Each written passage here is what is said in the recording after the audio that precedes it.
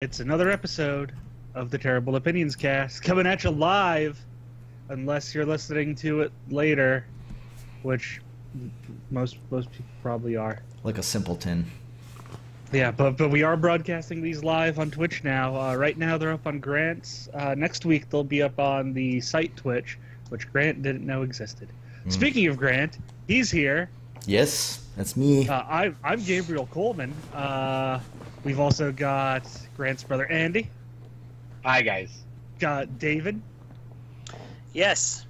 And back again after a long absence, Abby Elrod. New Plinkett review. Yes, there was. I didn't even watch it because I haven't watched it. I watched it. Yeah. I read the Red Letter Media piece about how, like, it seems like he's doing like weird white guy stuff, and also that like Grant, most of that review is just like the stupid serial killer stuff. I love that stuff. Grant, the impression I got from you is that like you were like an hour into it and they still hadn't really talked about The Force Awakens. Well, I didn't finish it. Yeah, that's another thing I mentioned. It's a contrast between the hype that led up to Force Awakens and then Force Awakens. I think it's about half and half. Well, yeah, it's I didn't finish it. 45 minutes anyway. I was wondering if it was I like think a joke. They liked The Force Awakens. I'm pretty sure when I watched Half in the Bag for that movie, they said they liked that movie. I thought it was going to be like a joke, like he actually doesn't talk about the new ones at all. He just keeps on talking about the old ones and how much they suck. But I hear at some point he goes on a thing, like according to that Red Letter Media thing, is like, yeah, Star Wars previously avoided the whole like race gender thing, and goes off on a whole thing about that. No, he just said how the original trilogy didn't have as much diversity as this one does now, which is very clear because Disney very much marketed the fact that they're diverse in this one. That's true. And speaking of diversity, I set that shit up. Tim Burton is a fucking moron. In addition to making bad movies for the last 16 years, he had a whole thing. Yeah. They asked him about like, hey, there's not a single non-white person in your new movie. What's up with that? And he went on a whole thing like saying like, well, like, I grew up watching blaxploitation movies, and I didn't think there needed to be more white people, which just shows, like, for a filmmaker to have, like, that little, like, knowledge of the history of film, to know that, like, blaxploitation was a specific reaction to, like, well, there's no jobs in front of or behind the camera for us, so we will make our own fucking movies. Fuck you, crackers. So, like... Tim Burton has been pretty whatever for a while now. Like he's been terrible for a long time. Like Big Fish was his last good movie. The best thing he did was the interviews in that Superman, the Nicolas Cage Superman documentary thing. Yeah. That the interviews he did in that were pretty good, but like everything else he's actually made sucks. Yeah. I can't stand any of these like the Tim Burton, Johnny Depp things he's been making, like anything that's like even remotely looks like that, I hate it. I can't stand it. It's like made me hate Johnny Depp in addition to hating Tim Burton, and now I hate Johnny Depp even more because he's like a wife-beaten piece of garbage, in addition to being a guy who forgot how to act a long time ago, just like Burton forgot how to make a movie a long time ago. Yeah, Tim Burton, a good movie he directed though was Batman. And they're making a new one of those. Ben Affleck. The Batman. Called The Batman, which is a really shitty title because it reminds me of that fucking terrible animated series, The Batman, where the Joker didn't wear shoes. So I hope Jared Leto is in this as the Joker and has dreadlocks and doesn't wear shoes, and they cast Marilyn Manson as the Riddler. Yeah. Yeah, it's whatever. It's the goddamn Batman. It should have been the goddamn Batman. So this one is a continuation of just the Ben Affleck's Batman from Batman it's him from Batman vs. It's Superman. a connected universe. They're serious about it being a connected universe, despite the fact that originally Suicide Squad was not going to be a part of it, and even though I think last I heard about like Shazam, they were talking about having that not be connected to the universe, or was that Booster Gold maybe? I don't know. It's like they have a lot of future movies that they're like, we don't want them in this universe. What's the story with this Suicide Squad director's cut or extended cut? Is it going to be like the original idea? Who knows? There's more Suicide Squad, whether you want it or not. More like attempted cut. Well, here's my take. If it puts in a lot of the footage they took out, and then someone re-edits that to be what it was originally going to be, then I will watch it. Well, it might just be what it was originally going to be. Like, it doesn't say director's cut though. It specifically doesn't. It says extended. So who the fuck knows? But that wouldn't be rearranging footage like with the Joker pushing Harley out of the chopper, I don't think. It might. Maybe. See, I want the tone, that first Comic-Con trailer. Yep. I want that tone. If the movie gets created to have that tone, like, I'll watch it. Didn't the director come out and say that the cut of the movie that was in theaters is the cut that he thinks is the best? Yeah, he probably also said go see it. He was lying. Yeah. I feel like you gotta say that to get people to go pay to see it. I mean, if I knew that I had a better film on the cutting room floor that was going to be on Blu-ray, I'd be screaming that out. And if people were saying my movie sucked, say that when the Blu-ray is announced, not in the middle of the theatrical marketing cycle. Because isn't that kind of... Plus, you don't want to burn bridges with the studio. That's what's happening in a lot of those cases. Like, can you imagine if back during Alien 3, if David Fincher had been like on Twitter like, fuck them, like these fucking assholes fucked me over, like, I don't know. I don't think that would have been good. Maybe if Twitter existed. I think Fincher would say that. Right now, I will bite the bullet. I will watch this extended cut of Suicide Squad when it comes out, and I will report back. I'm gonna watch it because I haven't seen the original shitty version, so this will be the one to watch. I'll watch whatever they put out. Just wait until I see it, so if you're not wasting your time. Yeah, I want to know if it's actually like a competent edit. Yeah, because I would say like when the hell does this come out anyways? Don't watch it at all, but it's still in theaters right now. I mean, last time I went to the theater, which was like a week ago, it was still there. Wow, interesting. I thought it was going to be like out soon on Blu-ray. It is. It's got a long tail. Like people are still going to it. Like it's in like sad. One small theater. Like it's one of those movies. Yeah. Yeah. Gabe will be the shield against the darkness and watch it for us. Yep. If I ever make a movie that doesn't get my cut in theaters, like the director's cut, I think I'll, speaking of tweets, I think I'll call my director's cut the "a year ago I had a fantastic version of this and it would have received great reviews" cut. Yes. That tweet will never get old. Fucking Josh Trank. Like that's a guy who's never gonna work again, right? Like, what the hell did his tweet say again? What it said. Yeah. A year ago, I had a fantastic version of this, and it would have received great reviews. You'll probably never see it. That's reality, though. Someone should have asked him, well, why did you trash all the shit that you were staying in? Well, that's probably the studio. Probably fought him. It's like, I don't blame him, man. Fox doesn't know what the fuck they're doing. Like, he had a vision for, like, a weird, like, Cronenberg version of Fantastic Four, but, like, he was showing the studio just all fucked up, I heard. Yeah, he was probably super fucking stressed from Fantastic Four, and probably also didn't really want to work with the same studio.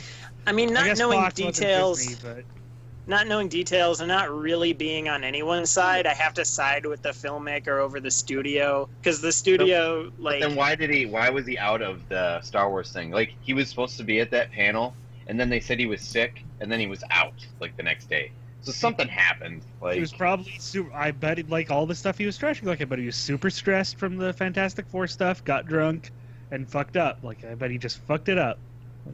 Mm-hmm. Yeah, I think. I mean, a lot of like the superhero movies are being made by people who were previously doing like smaller films, and then like a certain blockbusters, they leap into the big leagues, and not everybody's going to be able to take it as well.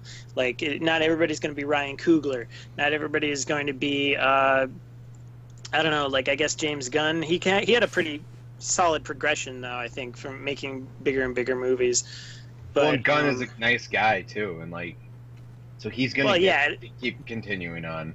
And yeah, it all comes down to also that how you act around people. If you're a dick, you're gonna have issues like McG. Or McG an asshole. No, Christian Bale's an asshole. His name is no, it's Christian Bale, but Christian Bale's so good that as an actor that he kind of still gets parts. I think someone like Edgar Wright might be a weird example of this because like he got thrown off of Ant-Man. Like, is he supposed to be kind of hard to work with, or? I bet he just had the dumbest thing. He like drew his line in the sand. Yeah, it was apparently the fucking Falcon stuff in that movie. He didn't want to have that scene. Come on. Like, he wanted to be his movie without like those ties. It's like, no, we're not gonna do it. And, like, he went into it knowing it was gonna be a Marvel Cinematic Universe film. Like, yeah. The fuck? I mean, like, to be fair, like Suicide Squad was also originally not supposed to have Batman in it or like mentions of Superman or anything. But I mean, like that to me makes sense. That feels less like studio kind of fucking with the vision and more like, I mean, it is screwing with his vision of not having any of that connective tissue. But it's not the Falcon scene really does feel like a detour, but with a purpose for the main plot. So it's really like a side mission for like a couple minutes. And you know what? It's such a quick. It's over and done with. It's over and done with, and then it comes back and pays dividends in Captain America: Civil War. And it's like, not a bad scene. Yeah, it's good. But I can understand why he wouldn't want that in there. But ultimately, I don't think that's worth fucking walking off the movie and burning all of your bridges with with Marvel and Disney probably. Yep, I think it was dumb. He should have stuck with it. Because I mean, Ant-Man's a fine movie, but I wonder if he would have stuck it out and done his best version of the stuff he didn't like. Even, I wonder what that movie would have been. But we'll never know, because he's a little bitch. He's a little whiny bitch. That's your words. I think the Edgar Wright. I think it would have maybe been a better movie if he got to stick around. It would have been more fun and more like wacky in a good way. He's like Joe on *Halt and Catch Fire* when he burns the truck of the new PCs they just shipped. he's a petulant little bitch. All right, let's move on though. Speaking of burning bridges, No Man's Sky subreddit. Yeah, we're never going to have Wright on the podcast now. Yeah, that's true. I said he's cool. I'll back that up. Yeah, guess what? Scott Pilgrim sucks. I love that movie. Oh, man. I love that movie. Yeah, you're just wrong. That movie's great terrible. editing. I hate the main character. Scott Pilgrim himself can go suck a dick. Yeah, he should have gone with the Asian girl. He should have gone with the Asian girl, that's for sure. That movie is like fucking Try Hard, Nice Guy, the motion picture. Just like the comics were. That's weird. I don't get that from it at all. He seems like a totally, like, not a real person in the movie at all. He doesn't seem like a whiny anything. Well, he's making fun of it. Let's not. I don't even want to talk about this movie. Read the comics. It's even worse there. I hear it right. Fucking like, he toned it down some, but fuck those comics. The comic, it doesn't look. I don't like the art style. It doesn't interest me. No. Anyway, No Man's Sky, the subreddit was shut down by the mod, who called the community a hate-filled waste hole of no actual discussion. So he nuked the whole fucking thing. It's back. Is it? It's back, and the top thread on it, other than the pinned update, is, I will just read the title, only old mods should not be reinstated. There is a conflict of interest going on. We need to be sure they don't work for the frauds at Hello Games. What? And it looks like the old mods are not being reinstated. Yeah, it's... all the old stuff is gone. Like, every old fucking thread is gone. They just got nuked. Every single one. Before they did it, apparently the top thread was just a thread of everything missing from the game that was in all the other previous things that they'd showed off or promised. Yeah, that's the thing that, like, that is also that post was going around when it first came out, and it's also, like, a lot of the evidence that the Advertising Standards Board in the UK is looking at. Yep. And so, yeah, like, people were super pissed. You know what would probably help, like, with all this? Hello Games saying fucking anything. Yeah. Mm-hmm. Just say, hey, we're sorry, and we're gonna add some shit to it, and blah blah blah. I don't know. Yeah, I don't know what they can say at this point, though. I mean, they already dug themselves such a huge hole on this one that them to promise all this stuff and then for them to come out and go, look, we knew that it wasn't going to be in there. Sorry? Like, no. Yeah, like they could at least like we just come out like sincerely say like, look, we fucked up. We promised like we wanted this stuff to be in the game. Mm-hmm. We couldn't deliver. We're sorry. We're gonna try. We're gonna try our hardest. We're not gonna talk about like anything that we're doing because we don't want to make more promises we can't keep. Mm-hmm. But like we're working on stuff. Just don't worry, stuff's coming. Like that's know. all they would have to say. And I think like the worst of the fucking rage against them would be sort of sated by that at least. Like, yeah. Just say anything. Well, they're being like investigated by the whatever the British something. British advertising standards. We talked about that a little bit last week. And it seems like it's not necessarily. It's focusing more on like current advertisements for it versus like other things. Yeah, because technically, like, because that stuff isn't technically like they're talking on a stage isn't technically an advertisement. Wow. Slice of the the game. thing they're looking into is like the Steam page still having that fucking E3 trailer on it. Like, So that is Sean Murray even still alive right now? I mean, maybe he just like went into a cave or something.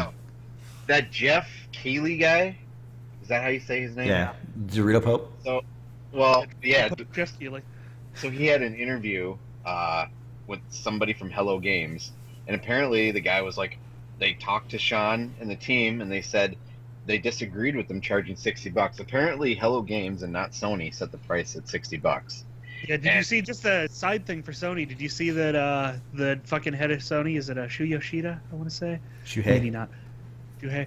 I think it was him. Might not be. But, like, or it was either him or... It was him. I don't know. Okay, it was him. Like, he did that interview where, Andy, you keep talking. I will find this. Well, he basically just said that he... I want to find the exact quote. Yeah, so the guy from Hello Games said, you know, he had a big disagreement with Sean and the team saying you shouldn't charge $60, and he says, I think what they should have done is put it out as an early access game and let people play it and sort of build it up over time with the team and the community, change the game over time with feedback. Yeah, that makes sense. Okay, here's what they asked Shu Yoshida, like, what he thought about No Man's Sky, and here's his exact quote. I understand some of the criticisms, especially Sean Murray is getting, because he sounded like he was promising more features in the game from day one. It wasn't a great PR strategy because he didn't have a PR person helping him. And in the end, he is an indie developer. But he says their plan is to continue to develop No Man's Sky features and stuff, and I'm looking forward to continuing to play the game. Okay, so these guys were on Sony stages like 3 fucking times. Like, it was a co-marketing thing, obviously. It's exclusive on consoles to PS4. Like, I want to know, did Sony offer PR help? And like, they turned it down? Or did they just never do it? It's like, whatever, we will just co-op this, and if it fucks up, whatever, not us. I think that's what happened. I just... Something about Sean Murray...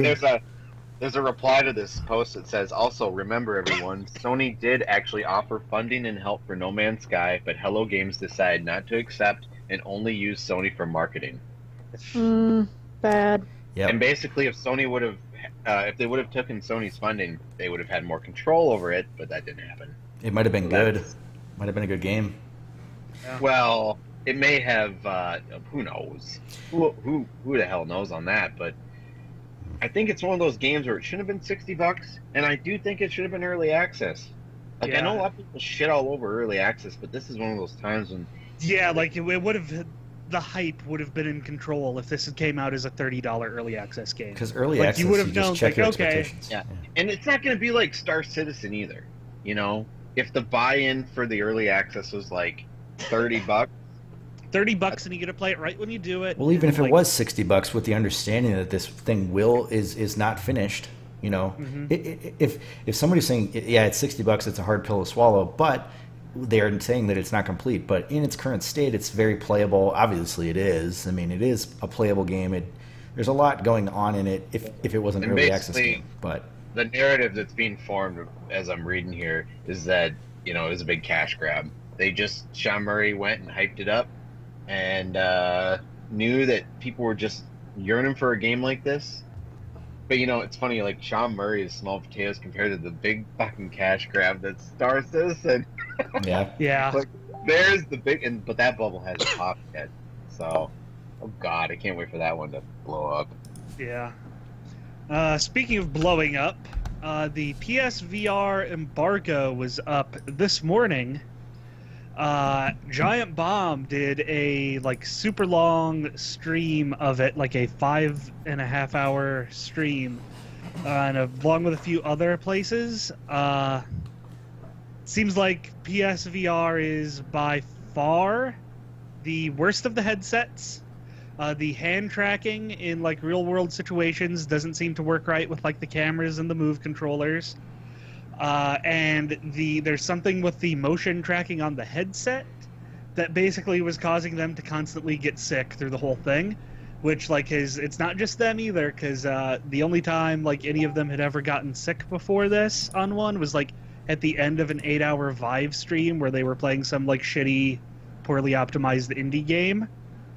So it looks like final nail in the VR coffin? I don't think so. I'm going to disagree with you on a lot of things here. That can be taken out. I'm gonna disagree. I mean, okay, I have heard that as far as the way this thing works, it has some tricky, basically the amount of space that you can be in, it's easy to fall out of it. I've heard that. But otherwise, aside from Giant Bomb, I've heard that this thing runs decently, is the most comfortable of the headsets, is the most sturdily designed. Before this stream, they had been talking it up just like that. Mm-hmm. They've been saying this seems like the most comfortable one. It seems like it's going to be the one people are going to want to get. It worked perfectly for them in all of their pre-release stuff. When they were talking about VR before, the two they would talk up would be the Vive for the room scale stuff and the hand tracking, and this for how good the headset seemed. And Jeff almost threw up while playing an on-rails Batman game. I think that can be optimized, though. You know my opinion on Jeff, but this let's... is the final, this is the build. This is it. This is what's going to be shipping to consumers. But it's also just the early games, too. But the thing, you're saying the VR coffin is in the three of them, as if everybody is saying it sucks. I'm hearing from a lot of people that I trust, podcasts I trust, who love it. And they're talking about it, that this is the future. And they're saying it's got a ton of potential. Jeff, talking about how great some of the new games for Vive are, but the Vive costs $800 and you need an entire room in your house dedicated to it. Yeah, I just don't think I'm not even close to writing it off. And if any of these people or developers are scared of this being dead on arrival, I think they're stupid. Because it's too expensive first of all, and the games aren't too here. Expensive. The Oculus is also too expensive. Doesn't work very well. Has all their stupid shit with their store. And Palmer Luckey is a Nazi. And now the PSVR seems like one that just doesn't work. Yeah.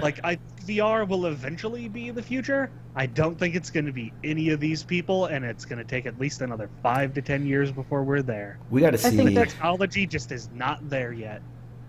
I think that's a little premature. Maybe it's I don't think it's quite as bad as you're thinking. Not according to people I personally know who've also used those. So... Yeah. I'm saying I think it's fine. I think it's fine in certain use case situations. I think it works adequately. But I don't think they're going to get a mainstream market thing with those prices, with the requirements you need for them, and with the PSVR one just not fucking working right. I'll say 5 years max, but definitely not 10 years. I'd like to see how an actual game like Resident Evil 7 shapes up being, because that's an actual game and you can play the whole thing in VR, which I came very close to playing today. There's a truck that showed up at our GameStop here, and they were doing a demo. That's going to be here tomorrow. I was kind of busy during the first half of it, so I showed up at around 6 and it went till 8. I got in line and there was 40 people there, and they let one person in 20 minutes. So I fucking left. So I didn't get to play it. I was kind of bummed, but I just want to see what it's like. Through that demo, right? No, it's not the 0-hour demo. Something new, actually. I'm pretty sure. Have you seen any of the new content for that? Well, we won't talk about Resident Evil 7. No, I haven't. I haven't booted it up since. Well, not that. I'm talking about the new. They've shown some new trailers and stuff for the actual game. No. Looks good, I think. I do want to check out the new stuff they put in that demo, though. Gabe, tell me about this truck thing later after the podcast, or give it to me on Get there Facebook. early is all I'm saying. Be there early. I don't know the when and where, so. Well, once you find It's out, at be a there early. GameStop Because they're letting somewhere. people play through the whole demo. It seems like at whatever fucking pace they want, because they were not letting anyone in there, and there was a ton of people waiting.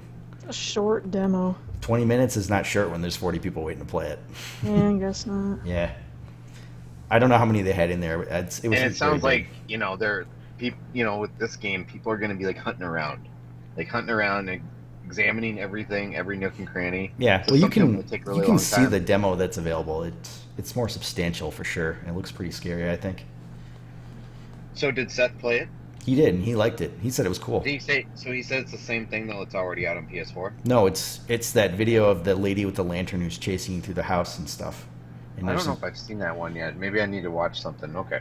I'd say it's closer to the game we're going to talk about later in the podcast, Outlast. I'd say it looks like it's going to be closer to that than Resident Yeah, Evil. that's. But I know there's guns in it, so yeah. Abby, I just sent you the information, but it's tomorrow. It's in Richfield at the GameStop right over at the hub, so real close to us actually. Oh, that's cool. That's where I reserved Pokemon, so I can go pay it off and play something if I have time. Well, I was gonna go to Abby next because she might have to leave early, but we'll do her after this. It's gonna what we're talking, like we're playing, what we watched. Grant, you just mentioned Outlast. Let's just go over that quick. How's Okay. Outlast 2? Well, it's just a demo, and for those of you that haven't played the first game, it's a first-person, no combat whatsoever. And You're in a it's- mental institution. You have Yep. to look through a camera to see in the dark with night vision. Yep. I played it. And if you, your character, he makes comments. He doesn't, in the first one, he doesn't talk. In the second one, I believe he's going to talk. But he makes comments and makes notes if you have the camera up. It's very, it has kind of a found footage feel to it, and it looks hyper realistic. There's a lot of times where you're like zooming up on textures and stuff, and it looks very real. They went for a very like realistic look, and it's terrifying. I mean, I would have to say that I don't get scared that easily of games, but I would say that one is definitely up there. Yeah, Outlast is like right up there with Amnesia. God, the Yep. first one it's nerve wracking, especially like when you're in the basement. Mm-hmm. Yeah. So the second one now, it seems like it's the same gameplay, but it's a completely different story. It doesn't take place in it looks like it just takes place in the middle of like the desert or something. The story is like you're some journalists, I guess, or something like that, who are investigating this pregnant woman who showed up walking in the desert barefoot and died or something like that. So that's how it starts, and then you don't get to see what happens, but they get attacked, and like the guy's basically just on his own with his camera, of course, and he's investigating these like rundown shacks, and you start seeing like figures following you, and it's very, very effective in scaring you, like scaring the shit out of you. What's different about this one that I've found so far is that it seems like they're going like full-blown supernatural. I mean, the first one, spoilers, it does go that place, but this one is almost doing like There's like portals in the ceiling or something. There's a part where you find a well and you go into it and you get sucked into it by something, and you're suddenly in a schoolroom, and then you're going down like dark hallways, and the lockers start slamming, and there's just really, I mean, there's jump scares. There's quite a few of them, but they were extremely effective in the jump That part scares. made me think of Silent Hill. Yeah. Like when you're at the school in Silent Hill, it evoked those feelings.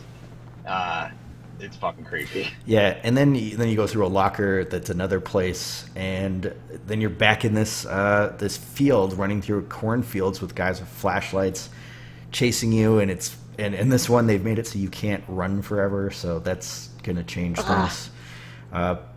And you're I was hiding in a trough full of water, hiding in barrels, and it seems like so expertly crafted to just scare the shit out of you, and it just feels extremely intense. It ends on kind of a cliffhanger bang where, I guess I'll spoil it, but let's just say that whoever this character is that we're playing is not going to be the main character in the main game.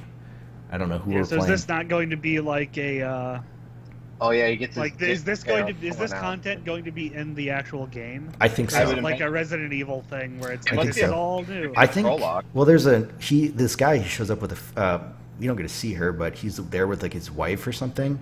I wouldn't be surprised if we're going to switch over to her, because all we've seen of this game is everything that's in this demo. So I'm thinking maybe like whatever else is in this game is just completely crazy and different, and that just sounds awesome to me. I want to know though, is this going to be like the same length as Outlast?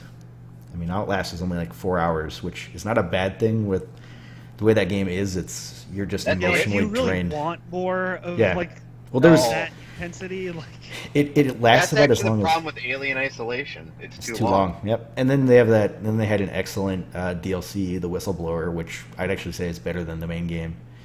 Yeah, I liked that. Mm-hmm. I can't wait for this game, and it got delayed till 2017, pretty late into the year. I'm sure. I think it's March or something, which is probably a good thing. I mean, these guys seem to know what they're doing. I think if they're just polishing it up and really making like something crazy, I can't wait for this game. I think it's going to be, it's definitely one of the scariest games that's out there right now. I think it's scarier than Amnesia. I think just because it plays better than Amnesia. I think Amnesia is really like clunky. I can never really get far into it before I get just sick of playing it. I think that's a good Amnesia 1 and 2. They should like overhaul those for consoles. Yeah, they should put like controller support in and like upres the graphics. Like, yeah. Anyways, this is actually has controllers. This demo is only going to be available for the month of October. It's supposedly going to disappear. I am downloading now, actually. So I totally recommend playing this demo, and I'm more excited to play this now. And I was already totally on board. I was going to buy it day one, so can't wait for this game. All right, let's move on then. Abby, you watched Flores Foster Jenkins? Yep. Which I want to say we talked about like a little bit on one of these before, like when it was coming soon, maybe. Yeah, I might have mentioned it in my last one, but it's a movie that for some reason has flown under a lot of people's radars. Your mic is sounding a little bit weird. Is that better? No, it's like there. What you just did right there. This is good. No, it's like. Are you guys hearing that too? Yeah. Yes, Yeah, it's like it makes you sound like It's kind of like you're talking into a fan. Yeah. That's really weird. Like it's. I have crackling. no idea what changed. Can we try having her exit the call and go back in? Yeah, let's try that real quick. See if that does anything. Hold on. Okay. I'm not cutting any of this. Yeah, it's fine. This is all just staying there. That better? Nope. I didn't do anything different. Let me see. Did you plug anything in? Better? No. It's probably just an internet connection thing is what I'm thinking. It just happens probably. sometimes. This sounds like actually she's getting some feedback on her mic or something. Yeah, are you wearing headphones? Yeah. It sounded better there. Wait. Yeah, it sounded better there. Quick, get through your thing.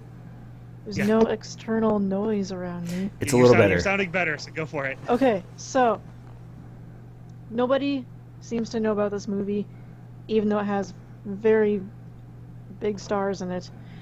The main two actors are Meryl Streep and Hugh Grant. So, big stars.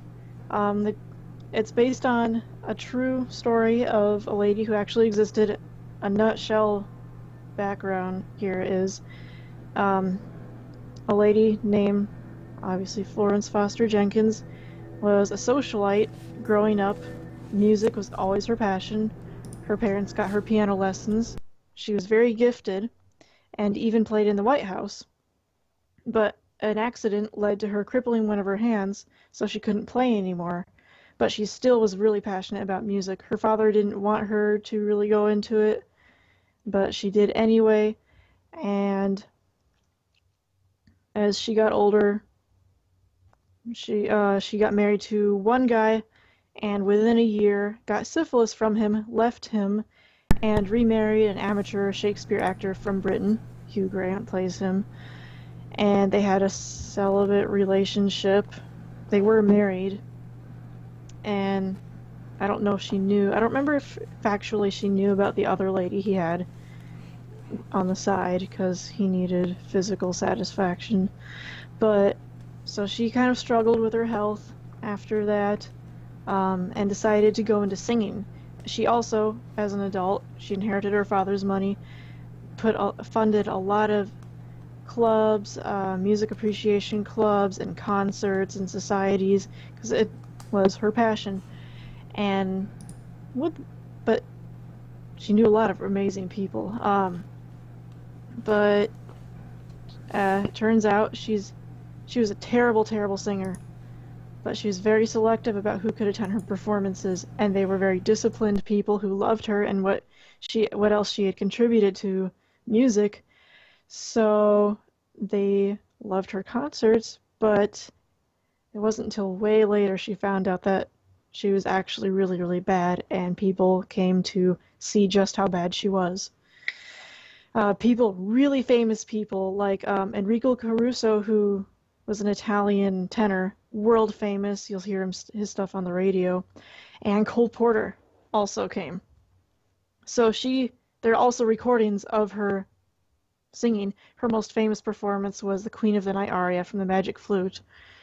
You can Google that or YouTube it. You can hear it. That is literally just up on her Wikipedia page. Oh, good. Yep.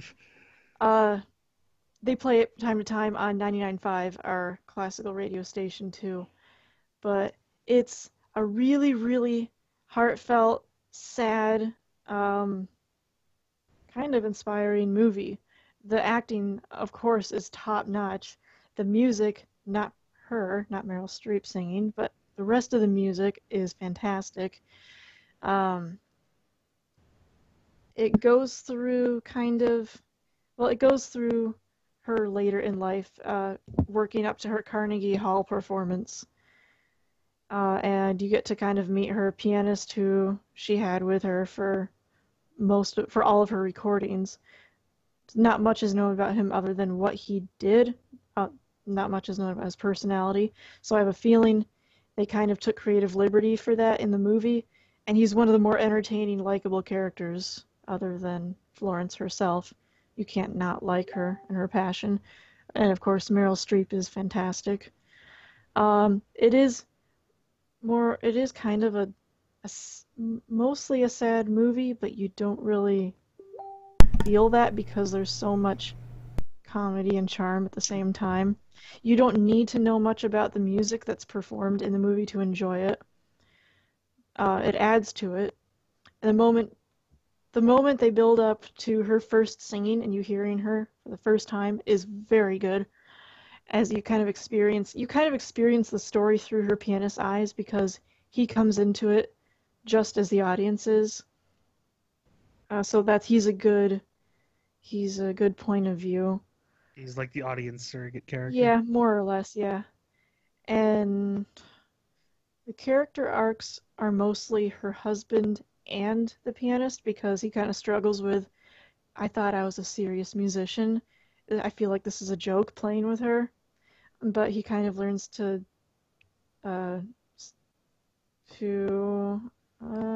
appreciate her passion and everything else that she's contributed to music. And also some guilt at the same time. Keeps him with her. She also pays very well. Anyway, I recommend it whether or not you like classical music. Just even knowing her story and that it's very true is fascinating as you're watching it. It's one of my favorite movies of the year, for sure. This is a complete, tangent, but, for some reason, I always get Barbra Streisand confused with Meryl Streep. That's really sad. I know. I don't know why I do it. And I always, hear, oh, it's like Meryl Streep is in something, oh, Meryl Streep, she sucks. And it's like, no, Barbra Streisand is the one who sucks. Have you guys seen Amadeus? Oh, yeah. Like that. Ages ago. Yeah, Streep is good. It's Streisand who's bad. Yeah. Yeah, on the inspiring thing. If you Google search for, Florence Foster Jenkins, there's, this quote of hers that always comes up that's some may say that I couldn't sing, but no one can say that I didn't sing. It's that's a good quote. It is good. Yeah. And I think in real life, she knew how bad she was when she had her Carnegie performance, but I don't know if it's proven or not. I'd have to read up more about her.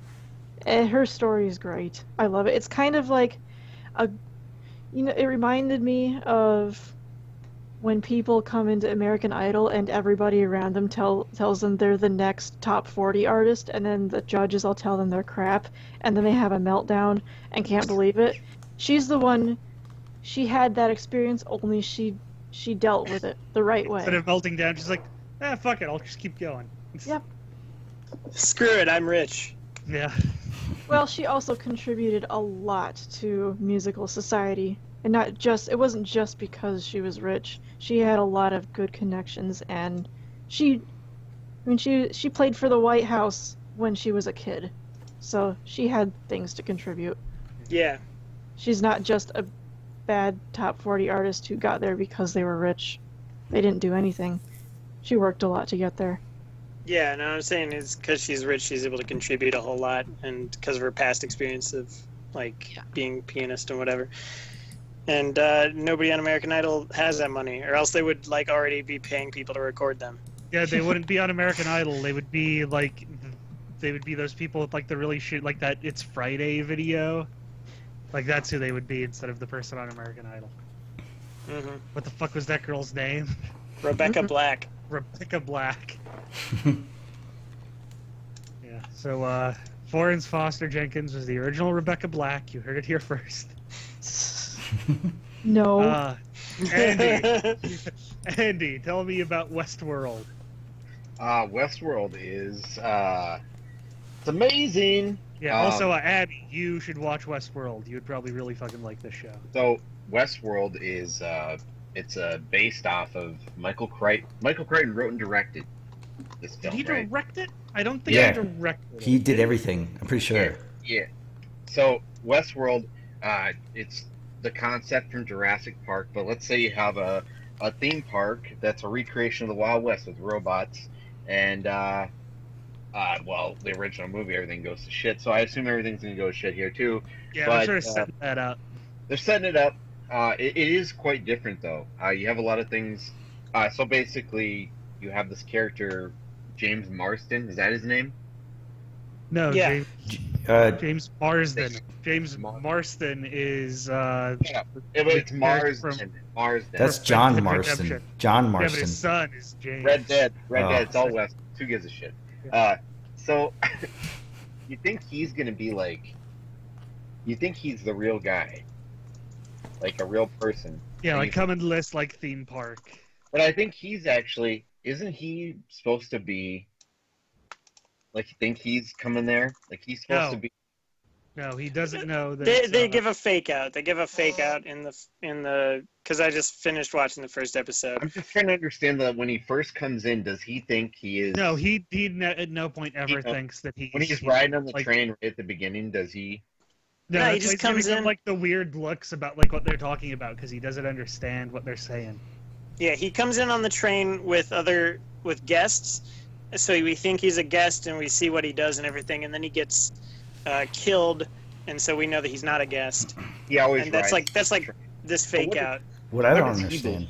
What does he believe about himself, though? He believes he's a guy coming back to town who has a previous relationship with the blonde. Gotcha. Okay. What I don't understand that is possibly a change from the original is Ed Harris's character. Is he a robot or is he a person? You can't tell. In the original, the Yeah, character they're that's really the fucking analog to him was played by Yul Brynner, who's basically the proto-Terminator in that. He's the one he's the cowboy all in black who's hunting them across. Here's what I think is going on with him. That was the robot that he cut the head off, right? Because it was robot code on the bottom of his skull, right? Yes. What I heard is that they made that Ed Harris's character is Yul Brynner's character, but they made him a human. Yeah. I don't know. I mean, maybe that's up for debate, but I don't know. Yeah, we don't matter know that much. Here's what I We think is don't know happening. yet. Here's what I think. The text said the host can't kill the guests, and there's that narration of that right at the moment when he gets shot and it doesn't affect him. So as far as the text wants us to understand, he's human.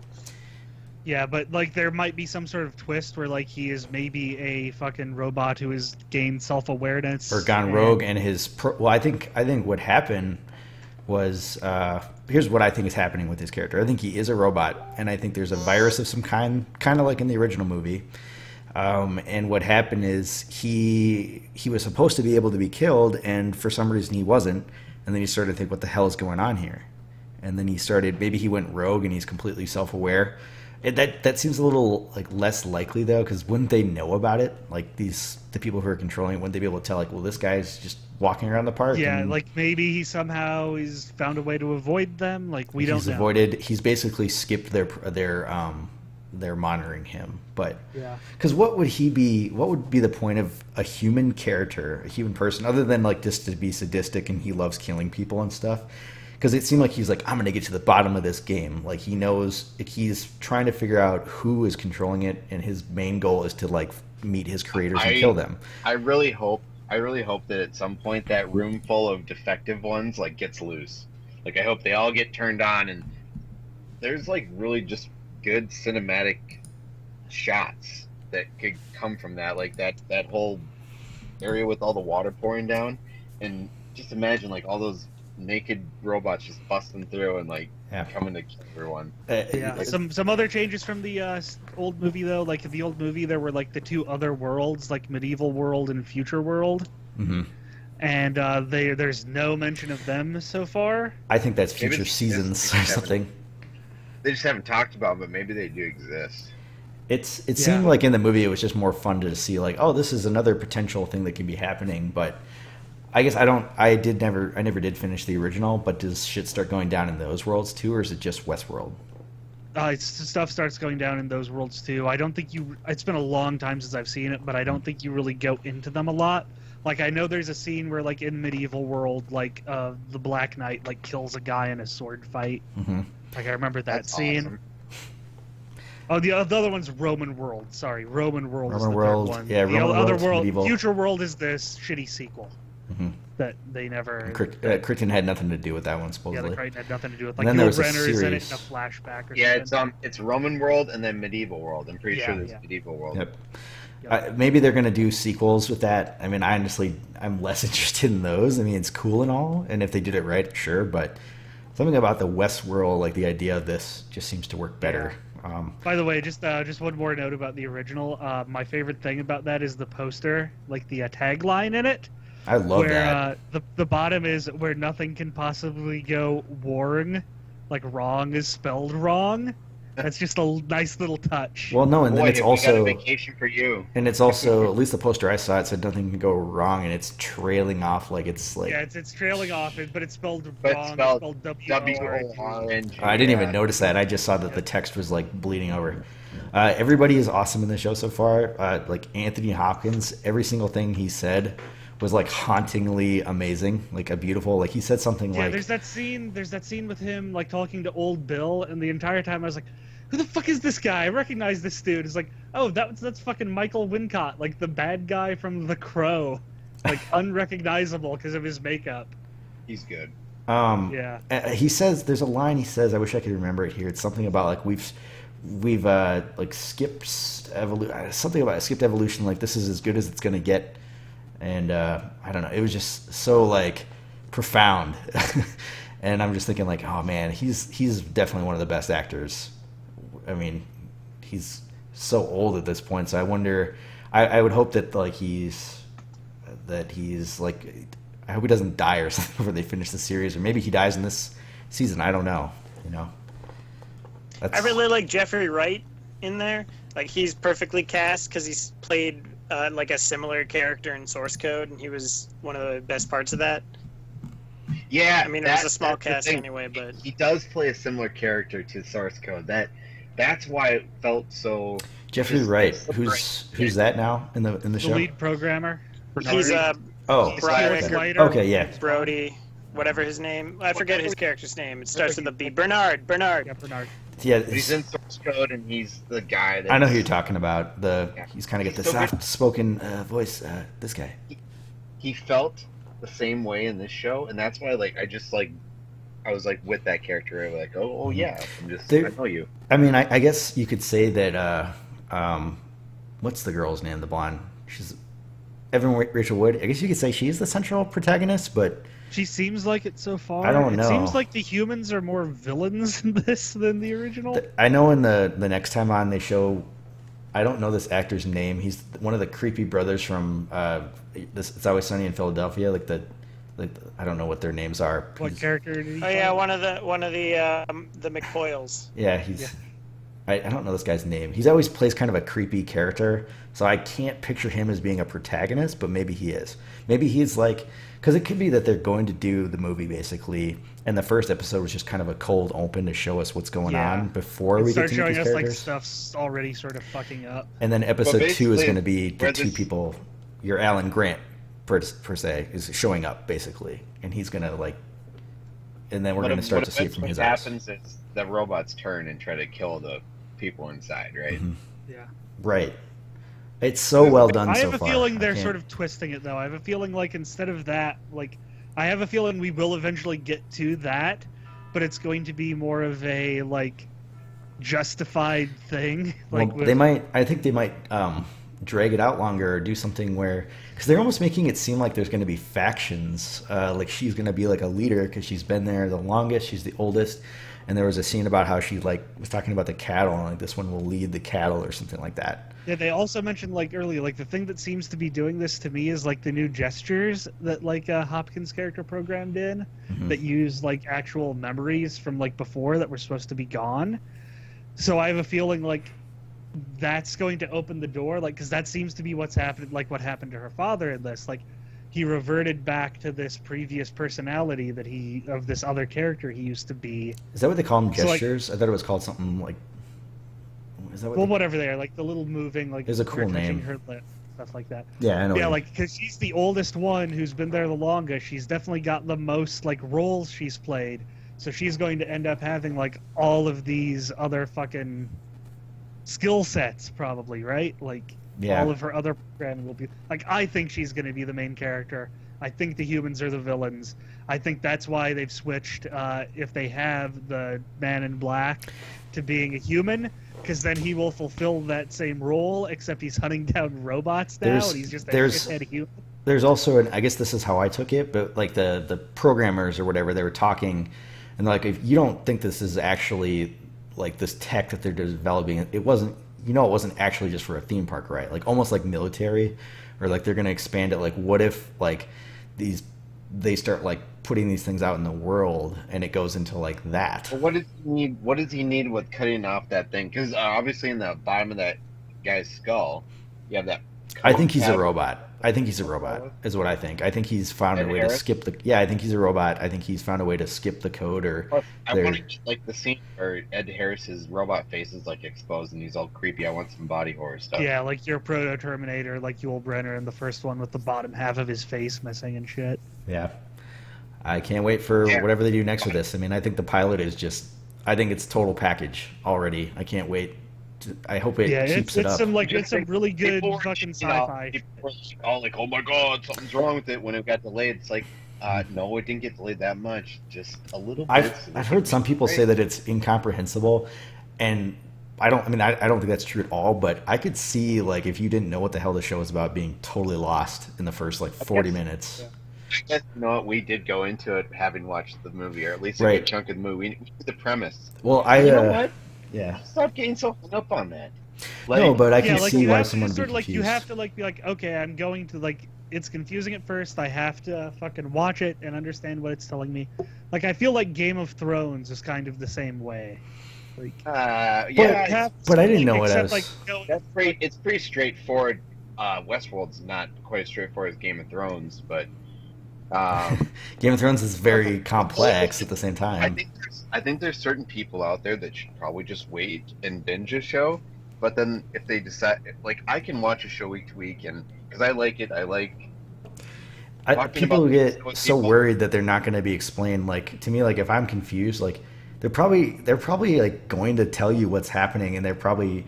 I think the start of it's intentionally it's very cold open, whereas the first one is very expositional in a good way. I think the way they do it's good in the original. I think some people though just cannot watch a show week to week because they get too flustered and they get too built up. So like when they have to wait a week between episodes and it's not like the best episode ever, they just freak out. Whereas I love how I always have to explain to people, like, when does the next season of Game of Thrones start? I'm like, well, it just ended, so you got to wait a year. And they're like, what?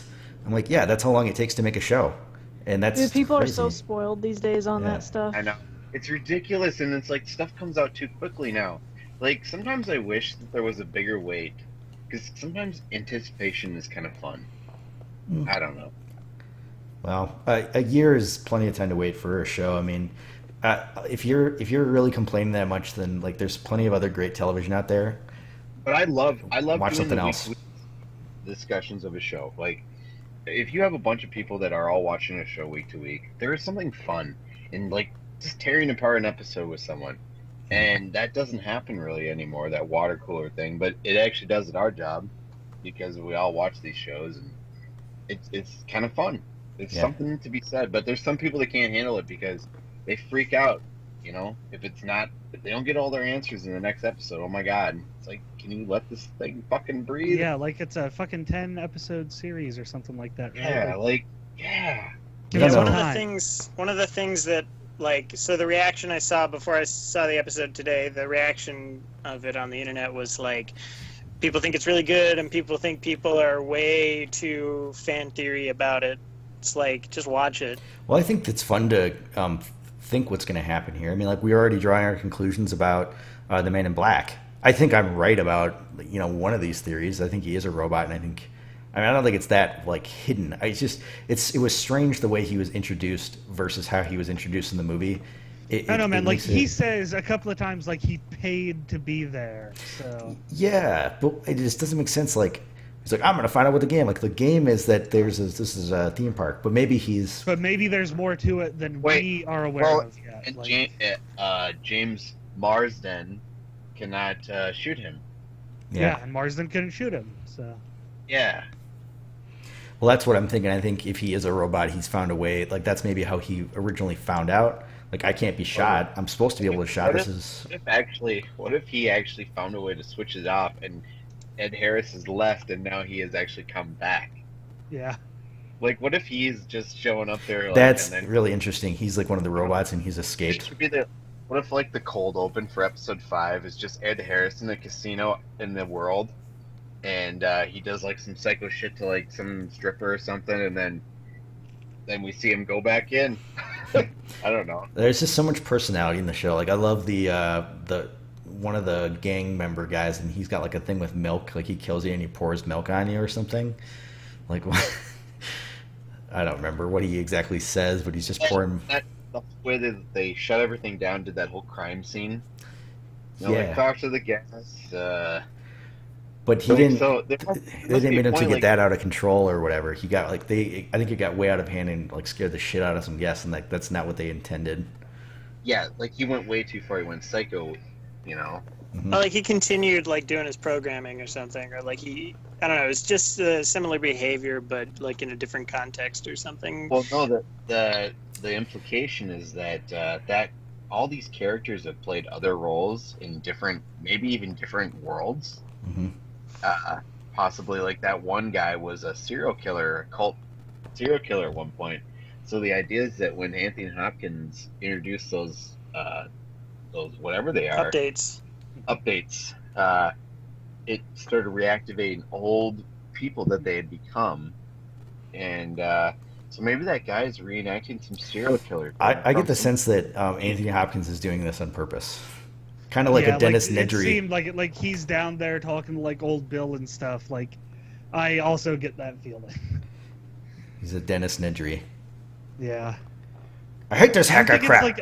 I don't think it's for that reason though. I think it's just like he's like, nah, like what we've been doing here is kind of fucked. Like. Well, that whole speech he has about this is the end of what? How does he? That's what I was talking about earlier. He had some. Well, we've evolved to we beat evolution. We won evolution. This is the best we're gonna get. Like, we can cure diseases. The weakest of us can still like live full lives and all that.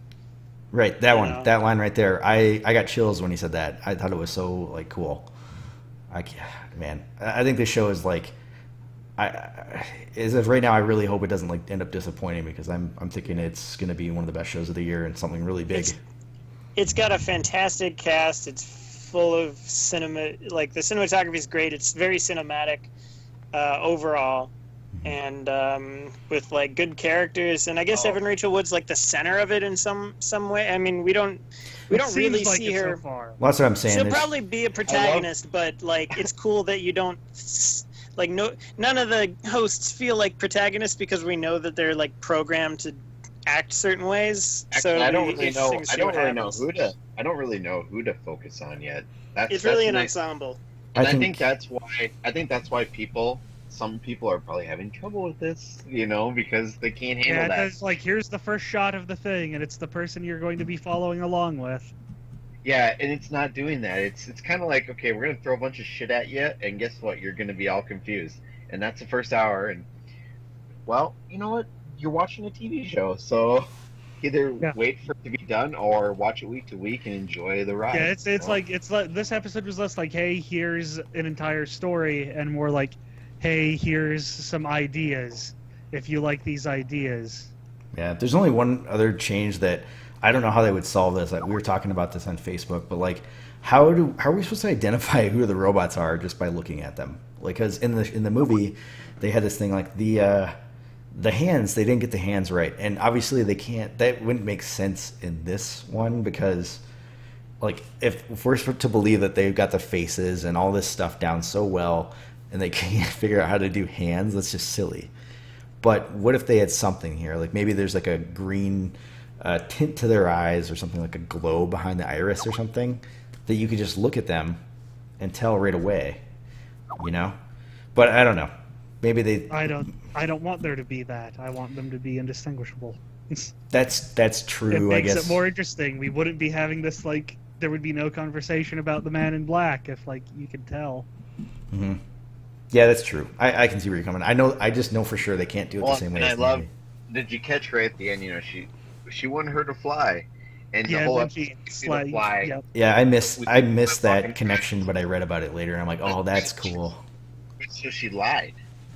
Yeah, that's the big moment for the series. I don't think it's that she lied. I think it's that their programming is evolving. I think it's basically saying like this is not true. They think it's. There are a lot of whispers to stuff. There are a lot of whispers to people, and that's unfair to the audience. Her dad whispered in her ear, yes, and whatever he said to her she lied. She lied in that moment. She did not say what he really whispered in her ear. And so they still thought she wouldn't harm a fly, and of course now, bam, slaps it. So obviously, she lied. Mm-hmm. Not about the fly thing, though. She lied about what he said to her because they show the clip again without her repeating her falsity. And then she out where she let it walk across her eyeball before. Yeah. She was shut down then. What happens is she's asked. Now you see robots through the whole thing, letting the flies just walk right into their eyes. That's true. I know that. But she's okay. I guess she lied about not hurting a fly before she hurt a fly. Like that's a weird thing to lie about. It's like I've never robbed a bank, but that doesn't stop me from robbing a bank tomorrow. No, but it's really. I know if you said, "Oh, I would never rob a bank," and then went and robbed a bank the next day. David, you're missing something big because the whole not hurt a fly thing like makes you get pulled down to that base level storage place. So the fact that they still touched her not to hurt a fly or hurt any living thing is what's keeping her in the game. And so I think she knows that. I think that's what he whispered to her. And so she knew exactly what to tell him. She told him what they wanted to hear. So she's still in the game. And then when she slaps that fly, that's like saying, right, I know that's a huge moment, but like the lying thing is specifically, I mean, obviously the fly proves that she's lying about more things, but it was, what did he say to you? She says whatever he says. Would you ever lie to us? No. Or did you lie to us? No. And then we see like a clip of the whisper again, but without her repeating what it was, so we know that that's not exactly what he said. And then, the other questions. Yeah. Anyway, it'll be nice to see where the show goes. I'm excited for it. Abby has to work tomorrow, though, so she's going to take off. See ya. Yep. So we will see. Hey, I gotta work tomorrow too. Yeah, but nobody gives a fuck about you, David. Do you have to get up early and work a 12-hour day in construction? No. You're working construction? Mm-hmm. Like, are you like pounding that jackhammer? No, I do trim carpentry, so all the woodwork in a house. Oh. I just had this image of you like, just da-da, da-da. Like fucking downtown and like skyscraper, like walking high steel. I'm catcalling ladies who walk by. You're like hanging off the beam like that Puerto Rican guy. Yep. Yep, that's me. Fucking box lunch. That'd be way cooler. You should look into that. Okay. Improve my I just image. had this image. I'm like, wow. That's like awesome. All right. Well, you can take off. We'll let you go. We'll talk to you next week, maybe. We'll see. See how Hopefully. you're doing, and hopefully you'll be back. Yep. All right. See you ya. later. Let's move on to other TV, or kind of TV, I guess, because it's on Netflix.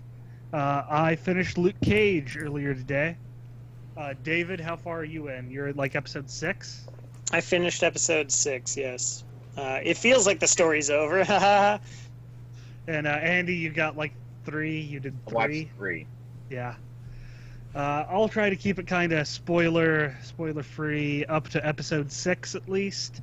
I wouldn't worry so much about that because it's on I just Netflix. feel for Everybody. David. It might make me actually want to watch it if you tell me something cool happens. Yeah, I'd rather Not use me. stuff. Yeah, I'll keep it like I will keep like the specificities of anything I say that happens later vague. But like David, how does episode 6 end? Is it the one I think it is, with you saying it feels like the story's over? Yeah, like the bad guy gets arrested, and Okay, you know. okay. So now and I'm it's like, not- this is not the last we see of him. yeah, the next one is the one I'm thinking of then. Yeah, So, I've seen that.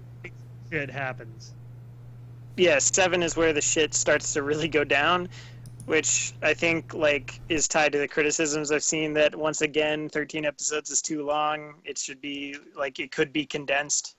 I disagree though, because like the problem is like with that, people thinking like, oh, it's got like these 2 totally different like main villains with like Cottonmouth and then Diamondback. It's like, no, Mariah's the villain, you idiots. Like it's about her. She's the person in this one, not either of them. Like they're both there, sure, but like it is her story.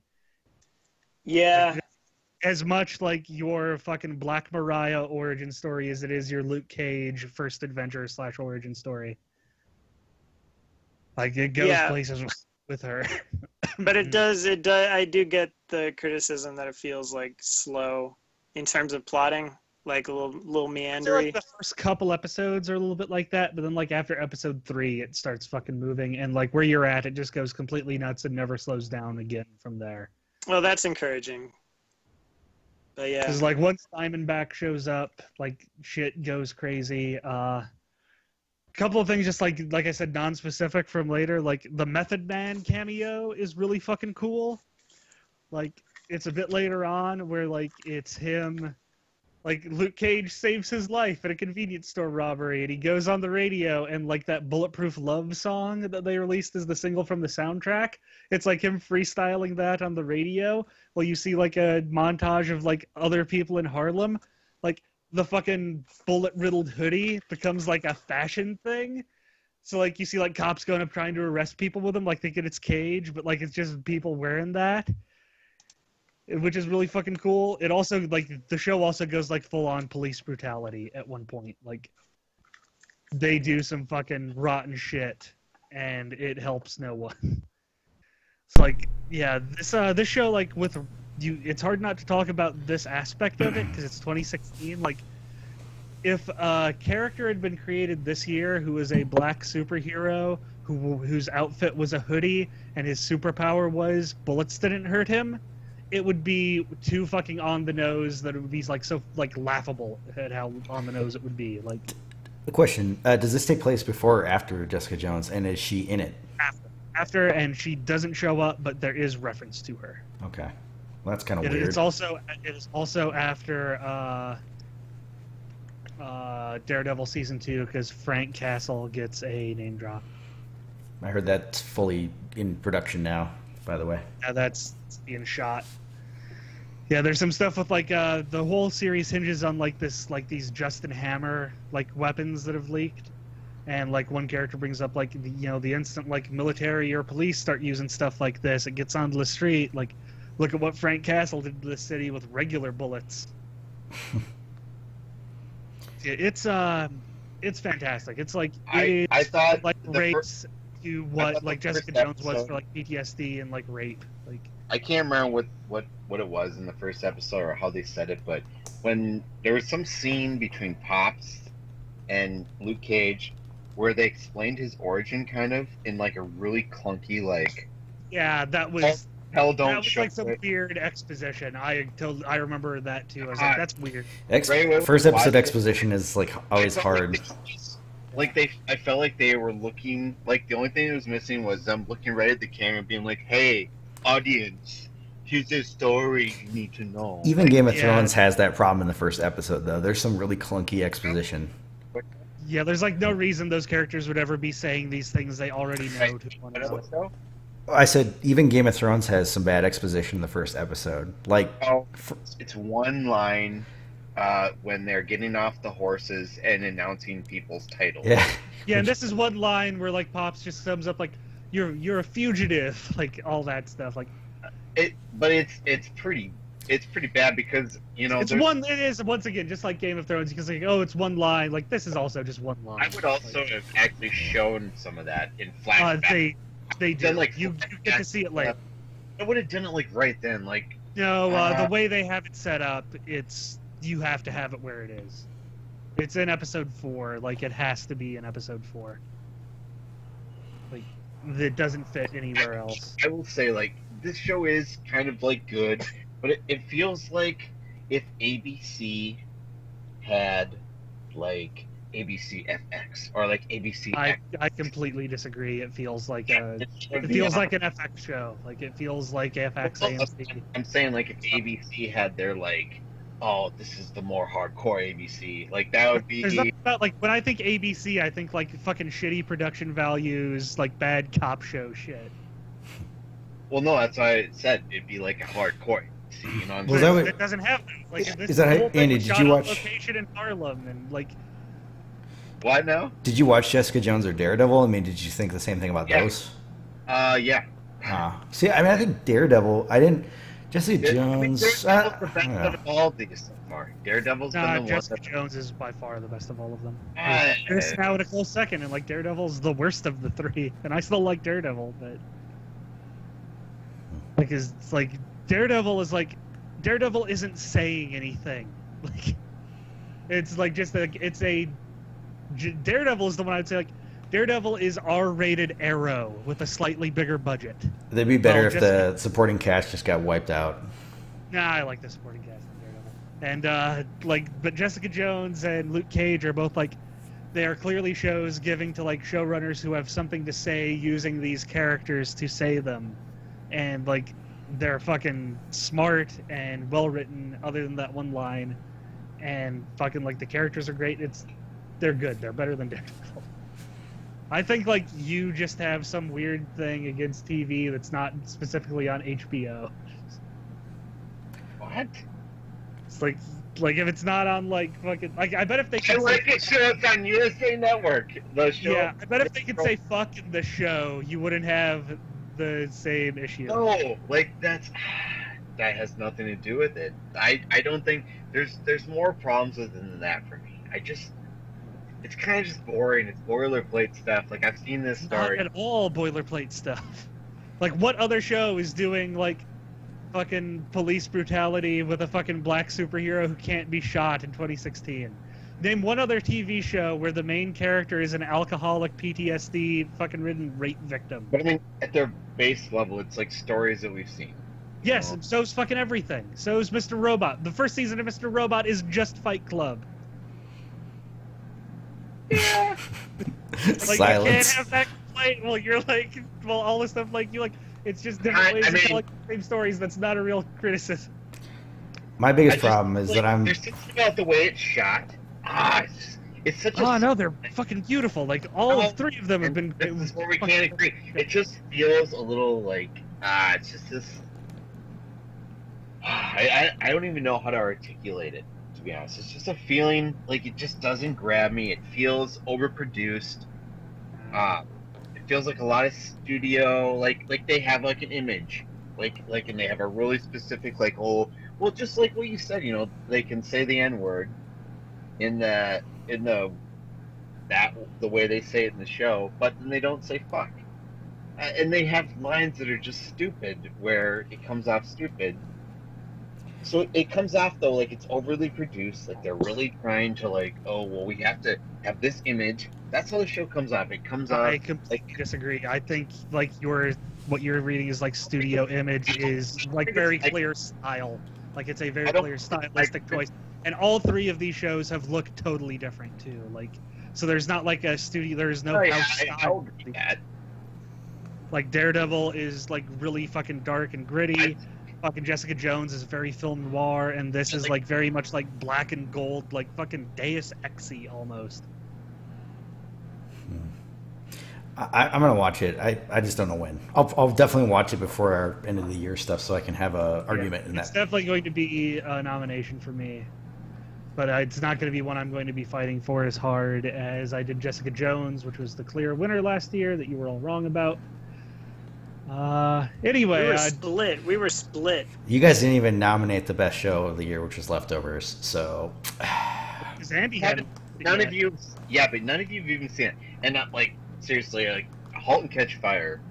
I'm gonna put that in the running.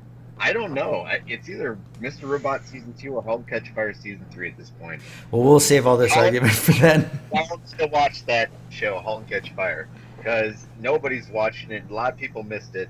And I did myself. What season is *Halt and Catch Fire* on? 3. Is it going to be done by the end of the year? Yeah. Well, yep. It's almost done. It's going to have a 2-hour season finale next Tuesday. All right. Here's the thing, because what you would be nominating if you nominated *Halt and Catch Fire* or *Halt and Catch Fire* this year would be that season, which is a real fucking big ask of us to all watch 3 seasons of a TV show by the end of the year.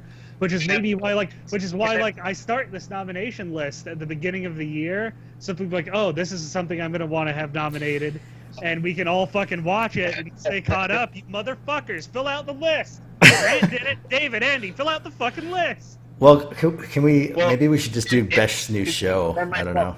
Yeah, maybe we should change it to best. Yeah, I agree with that. Maybe it should be best new show.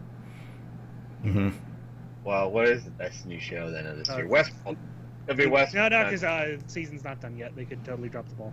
Well, I have an argument for that. This podcast is going to go super long. We should just save all of this until then, for sure. Yeah, we'll argue about this then. Because that'll be. All right, last thing, David. We watched the original Halloween and then both of Rob Zombie's. Yeah. What do you think?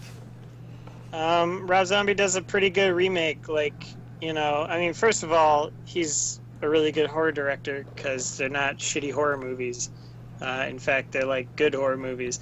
And he clearly has a lot of reverence for the original, and it's like pretty, like watching them back to back, like the original and then his first one is like really cool because you see what he's doing the same, like some. David? Cut out. Did we just lose David? Yeah, sorry. So, fucking alarm went off on my phone that interrupted the Skype call for some reason. Great. But, that's what that's what happens on phones. Anyway, yeah, it's cool to see like what he changed and stuff, and I don't know, they're good movies. His second one's pretty good too, even though it's got a lot of like film student stuff, like a white horse. A white horse. and stuff and like metaphors that aren't totally clear. School. Like I think that's just our film school. I think like most, like when I think of most student films, I think of like that episode from The Critic, like that episode of The Critic where you see his, and it's just like him naked sitting like in the middle of a toy train crying. Like that's what I usually think of with student films. Maybe like a decade or two ago. Didn't Rob Zombie say this isn't a remake? Didn't he say that? Like this wasn't a remake? No, the original one is totally a remake. I know that, it's but not a remake of the second movie. It's not. Rob Zombie's Halloween 2 is a sequel to his Halloween remake. I swear, it's all except for the first 15 minutes in the hospital, which are a remake of the second movie. I swear though, like because obviously some people didn't like the original, and he was like defending. He's like, "Oh, well, you guys keep saying it's a remake. It's not a remake, but it clearly is."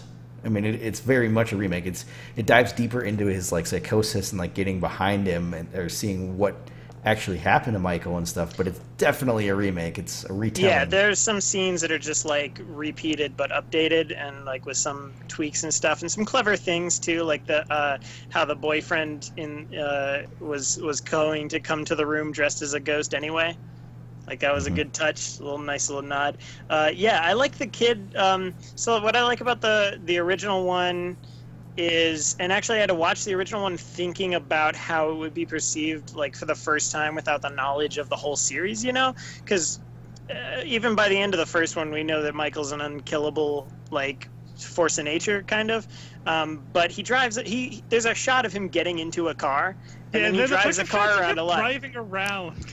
So I guess I haven't seen the whole movie before. Like I saw like the last half of I think I saw like the night of Halloween, like onward to the end of the movie, but I don't think I've seen anything before that. So I really saw like the babysitting stuff beginning and then to the end. Yeah, Michael just drives around in a car a lot. Like Laurie's in class and she looks out the window and he's behind this car. And then she looks back, she looks to the room again and then she looks back out the window and he's gone, but so was the car because it's his car. And it's kind of, I mean, that's creepy and stuff, but I was thinking like I don't picture a force of nature like the silent like specter of death like driving a car, and shifting gears or whatever. But then I had to think about how this would be perceived as for the first time without any knowledge of the series. Like it begins with, he's an escaped psychopath out of a mental hospital. He's, we know he's like a dangerous killer, but he's just a guy. And then he gets stabbed in the neck. And he gets back up, and then he gets like shot a bunch of times or whatever, and then he gets back up again. And so, like by the end of the movie, we realize how unkillable he is and stuff. And the Rob Zombie ones like show a lot more of his face, especially him as a child. But I think they recast the kid in the second one, but in the first one, that kid I think is just perfectly cast. He's so ugly. Yeah. You know what? That movie came out like 9 years ago. Mm-hmm. So I went and looked up the kid who played him, and he kind of got hot. I bet that kid gets hot when he grows up. He looks like a child version of Win Butler, who's the lead singer of Arcade Fire, like to a T. He looks exactly like him. I'm going to link you guys a picture. Keep talking. Yeah, so his name is Dag Faerch. He's like a Dutch Canadian or something, or a Danish Canadian. I don't know. It says like part of his bio, nationality Danish and Canadian. Yeah, he has like a nose piercing now, and he still has long hair, but he just looks like an adult, but like kind of like a Danish model. Yeah. It's interesting. I was wondering what this kid would look like when he grew up, considering that like the guy they got for adult Michael is this 7 foot tall Tyler Mane guy who's fucking Sabretooth from the original X-Men. He's 6'8", and he's whole lot of meat. And they give him a huge fucking beard in the second one. And Malcolm McDowell is Loomis, which is fucking great casting. And man, they really turned him into a shitbag. Yeah, like Loomis in the original one. Yeah, the original he's just kind of a bad psychiatrist because like his kind of a doofus. is like evil. He's evil. It's like what? Well, that's what he's like in the original and the new one, isn't he? It's the same. I love that he like hangs out at the Myers house, just like by the bushes, waiting for Michael to come back home, and which is logical. And then like some kids run up to the house, and he's like, "Go on, get out of here!" And I was, before that happened, I was like, I bet he's gonna yell and make those kids scare off, and he does, and he like takes pride in it. It's really funny. But yeah, he's kind of a doofus. And then Malcolm McDowell, he plays it more of like an opportunist. Like in the second one, he's selling books and stuff. Shyster, Yeah, but he comes through. Yeah, that movie just has like a whole lot of like people you recognize. I think both of them do. I mean, you got Brad Dourif, you got William Forsythe in there, Danny Trejo, of course. Oh yeah, and like another recasting stroke of genius is Sid Haig as the graveyard operator. Oh man, Bill Moseley or whatever, the guy from isn't the dad who gets killed at the start? Isn't he the guy that plays Otis from Devil's Rejects? That's the guy, right? Let me check. I'm pretty sure it's either him. Bill Moseley. He plays Zach Z-Man Garrett. Yeah, I don't know. Zach Z-Man Garrett is. I'm pretty sure he's the dad that gets his throat slit. That, or he's the guy that gets his throat slit is the cop that goes after all the Devil's Rejects at the end. Zach Z-Man Garrett is. I can't find a picture of that character on the Google. You got Clint Howard and Udo Kier together in a scene. You got Daryl Sabera, one of the Spy Kids, as like Myers' first victim. One of the Spy Kids. Yeah, I saw him. I was like, oh, Spy Kids. And judging by his haircut, I can date this movie to 2007. That kid always plays like this little asshole. Okay, Bill Moseley is one of the guards transporting Michael Myers. In the theatrical version, the way he escapes in the version we watched, the director's cut, he's not in it at all. Man, I thought he was the boyfriend of the mom. That's totally not him. Oh yeah, the way Michael Myers escapes. We watched the director's version of both. The way Michael Myers escapes in Halloween is one of the guards gets his cousin who looks exactly like him, and like I guess they're maybe both guards. One of them's off duty, and they're drinking, and they're like, "Hey, let's rape this one chick in the cell." Yeah, this new girl who came in, and we'll do it in Michael Myers' cell. Yeah, the cousin's like, "I got an idea. Let's open up Michael Myers' cell and rape her in there, and let's fuck with Michael Myers and leave the door open." And I'm like, "Okay, the rape I understand because you're complete shitheads and like, Stanford Prison Experiment and all that." But why? I know you're a drunk hillbilly too, but why the fuck do you open Michael Myers' room? What the fuck? Because plot device. Even if you don't think he's gonna kill you, like he's 7 foot tall or 6'8", and like he's the creepiest dude in the world. Like he's like he hasn't done anything in so many years. I'm like, dude, but he's still fucking creepy. He's like always got that mask on. He's all creepy. And he's breathing all heavy. Like, no. Don't do it in that cell. It's like I don't know. That's dumb. Like it's weird that I'm like I understand everything else that they do, but that one part is just so stupid. I love how Danny Trejo's like thinks he's friends with him. He's like, yeah, Mikey, why you do this to me, man? Just drowns him. Yeah, that movie's pretty good. I like the original, and I keep meaning to watch this director's cut. You guys keep talking about. You need to watch the director's cut of the second one. It's so fucking good. It's a movie like the original script for that movie didn't have Michael Myers in it. It was just going to be all her. Just all in her head. No, like the killings were going to be her doing it because she, like, has that connection to Michael, like. It's Rob Zombie putting his foot down hard on the nature versus nurture debate. His new movie sucks, though. I didn't finish it, but I think it's bad. I do like the original better, though, where it's just this kid just does it, and he's just like, I just killed this person. I thought there was a huge cult thing behind it, like he's got to kill his whole bloodline, or is that made up? Yeah, they retconned that later. That wasn't Carpenter. That's like 5? 4. Or his third and 4 in it. Okay. Yeah, I don't remember ever seeing the scene where they explain that. Yeah. I like how the first one opens where it's very slasher. He just sees his girlfriend, or he sees his sister's gonna get some from her boyfriend. It's like, oh, he's punishing teenagers having sex. That holds up. Yeah. That clears. Well, they had to, because they introduced at some point where he's unkillable, so they had to come up with a reason for it. I mean. Yeah.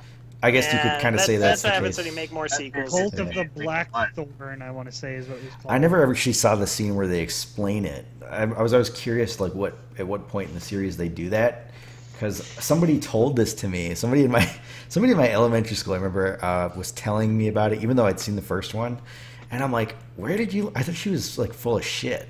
Like she was telling me that. I'm like, that sounds crazy. Like I don't remember that. I thought he was just a murderer. And I guess it's just on the back of the box or something on one of them or something. I don't know. It's 4 to 6 is where they introduce the cult stuff. Well, in the stuff with her, Shape, right? He's just called The Shape. The Shape, yeah. From the, even in the first one, right? Wait, Yeah. who's The Shape? Michael Myers is called Yeah. The Shape. In the credits, they just call him The Shape. They don't call him Michael Myers in the credits? No, they just call him The Oh. Shape. Yeah. That's creepy. And there's a reference to that in the other in Rob Zombie's too. It's like he's just the shape of a man, like. That's creepy. And like even with the original, like they don't introduce her being like his sister until like the second one, I want to say. Yeah, it's actually in the deleted scenes of the second one. The director's cut of the second one has a bunch of scenes where it's implied. Yeah. But it's not like that became canon in like the fourth one, maybe, I don't know, somewhere that became canon. Yeah, in the fourth one. Yeah. And then in 6, that movie is a clusterfuck. I have that one cut of it, like whatever they finally released it on set. Blu-ray. I haven't watched it yet though. I tried to watch it with I feel like I would have to watch 4 and 5 first, and that's not. You know what? Like, I don't know, man. Me and Brett watched the new cut, and we were like, I was all psyched, like, oh, it's gonna be good, and it's still not very good. It's like polishing a turd, is what you said. Yeah, I mean, it's less. It seems a little higher quality, maybe. Yeah. I don't know. We'll have to watch it. Maybe we should watch it. Yeah, we should do that sometime. All right, let's move on to what's coming soon, though. Last segment of the night. Girl on the Train. That's coming. I'm actually that movie going looks to. Okay. I'm actually going to see that tomorrow. Yeah, it's not getting very right. good reviews, but I've heard the book is really good. I guess the movie's kind of not living up to it, but the movie Sam looks wants like to it's see trying real hard to be a to be Gone Girl. Yeah. I'm the I'm trailer is like really confusing to me because it was like, wait, Emily Blunt's a witness, but she possibly is also the murderer. But she was on a train when the murder went down. Here's the premise that I heard of the book. It's like this lady's on a train. There's mystery and then there's confusion. She's like on a train every day, and when she goes by like this house, she always sees people like in the windows, and she comes up with stories of her own or something, and then sees somebody killing somebody one day. And then she like feels like personally invested in their lives or something like that, and gets involved. Yeah. That's what I understand is the plot of the movie or the book. I mean, I'm not totally sold on the premise, but it looks like. I mean, if I hear from the right sources that it's good, I'll see it. But well, it's not getting very good reviews, but I've heard the book that it's based on is really good.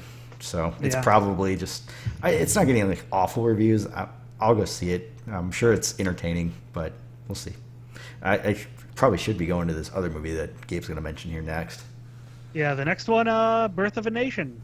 So we're going to see how the Ku Klux Klan was put together and saved us all from the Black Menace. Is this the one where like the guys like literally become like a black vigilante and he's going around just like killing like white supremacists? It's about I want to say it's about a real slave. Yeah. It's about Nat Turner, which was like a real slave rebellion. In 1831. I got like I remember, I think I'm remembering this trailer. I got almost like a Gangs of New York vibe from it. Like it looks like it's going to be super violent. Is that this movie? It's super violent. I remember it looked awesome. Also you can tell how the internet. Here's another thing, much like Ghostbusters. Remember, like when we did that. Let's compare the IMDb stuff to Rotten Tomatoes. At Rotten Tomatoes, this movie is at 82%. Pretty good. At IMDb, where user reviews, 4.8 out of 10. Yeah. Well, you can't trust. I don't trust user reviews for anything. I mean. Yeah, I wonder how many of those are just like, fuck these N-words. Well, I mean, seriously, every user review is a 0 or a 10. This game is a 10. Yeah, a user review is made by like 2 kinds of people or 3 kinds of people. It's made by like people who really want to praise it or really want to talk shit, or it's made by someone who like feels like feels a moral responsibility to review something on a site that has user reviews after they've seen something and they like review a lot of things. Don't trust any reviews ever. Just read the reviews. Don't read. Okay, I have to. I'm gonna read this user review out because this is a good one of like what these are like here on IMDb. Title of this review: The director, producers, and actors are accessories to murder. And the review reads as follows. As a disgusting, vile piece of anti-white propaganda from Jewish Hollywood's pet black terrorist, Nate Parker, it serves its purpose. There will be anger injected into an already irrational populace that will further the genocidal goals of the global elites. Many, many people will be targeted as a direct result of ignorant people viewing this film and acting out in revenge. All of the participants in this creation and bringing to market this filth should be considered as accessories to any violent acts that occur after the theaters let out each night. This is the intention of the film, to spill blood. Black blood and white blood will commingle in the gutter while the puppeteer laughs through his hooked nose, counting his shekels. That sounds... No forgiveness for race war propagandists. That almost sounds like it's fake. It's so, like... Yeah, that's on par with like those like the tweets about white people complaining about the lack of white people in Luke Cage. Like, I can't take those seriously. Like, they have to be bad satire or something, because there's no way that someone would legitimately say that. There can't. I have too much faith in humanity, and that's not that much faith. Laughing through their hooked nose while counting their shekels. Shekels. That's the part that made me think, like, this guy's got to be fake. 2 stars. 2 stars. Yeah, I love the review that's like this, you know, scathing thing, and it's still like 3 stars, 3 out of 5. Like, it's pretty well made, even though I hate it. It's like, yeah, it's technically perfect, but it's speaking of stuff that's getting fucking racist idiots on the internet all fucking riled up, also out tomorrow at midnight, Mafia 3. Yep. I can't wait. Got it loaded. I'm fucking ready to go. I'm ready for this game. I want to murder the clan. Let's just, I want white genocide. Let's just shit on it first. Let's just shit on it, get it out of the way. The AI looks fucking ridiculous and terrible. There are different difficulty levels, apparently. So all these videos have been played on very easy? They might be playing on it very easy. I'm just waiting to see what the reviews say here. I should buy it now on whatever. Well, I'll be able to game share it with Andy, so I'll get to play it. There's so much shit coming out right now. I can't get every game just right away. This is kind of like, other than Watch Dogs, this is the last thing this year I'm really excited for. What else is even coming out? Like a bunch of first-person shooters I don't give a fuck about. I think all are good. I'm gonna get them all, except for maybe Call of Duty. I probably won't get that. Doom exists. I don't need any other first-person shooters this year. I'm good. I like Titanfall. I'm excited for Titanfall. I bought this Destiny DLC because I'm an idiot. You'll probably end up liking it, dude, if you try it. I started a new character because I don't remember how to play that game. And they've added all, like, other new currencies. I don't know how to grind rep. Like, I've forgotten how to play that game at all, so I just started a new character. The shooting's still good. But yeah, I'm really looking forward to Mafia 3. Like, it is probably my most anticipated game of this year. So if it is bad, I will be very sad. Yeah. I'm just waiting. Hey, we got that gif of, like, him shooting a bunch of clan members in the back while they're all kneeling in front of a burning cross. So that's already... to do that. I want to throw people in the alligator pits. Yeah. And, like, I don't care if the AI isn't great, because, like, open world AI is never fucking, like, even in GTA, it's not the best. I just think it looks a little janky, and that's kind of what's making me... And yeah, that's not a deal breaker either. But open world jank is like a phrase. Basically, I'm just waiting for people to say it's fucking awesome. If it's just okay, well, I guess I'm gonna get to play it either way because Andy already bought it, right, Andy? Did you buy it? It unlocks tomorrow at, I want to say, 11 o'clock. Oh yeah, I'll grab it. Okay. Yeah, I better grab it. I'll get to play it either way. But I mean, if I had to buy it myself, I would definitely be waiting until people were saying it's awesome. Want to like sit in on a stream tomorrow? I work all day. Or no, I don't. Tomorrow, you're saying? Yeah. What time are you off? I don't work tomorrow. I thought I did. I'm mixing my days up. It drops at 11, so. Yeah, I'll do it for sure. All right, cool. Yeah, we'll just stream that shit out. That'll work. Mm-hmm. Cool. Also out, I want to say it's out Friday if you buy the deluxe edition. Yeah. And then Tuesday, if you don't, Gears of War 4. I'm actually really excited for this. Yeah, they were talking, once again, Jeff Gerstmann, your favorite, who loves everything, was talking about this game on the Bombcast, and he was like, this game's fucking great. That's good. Really That's good. Because it's a different developer making it. Yeah.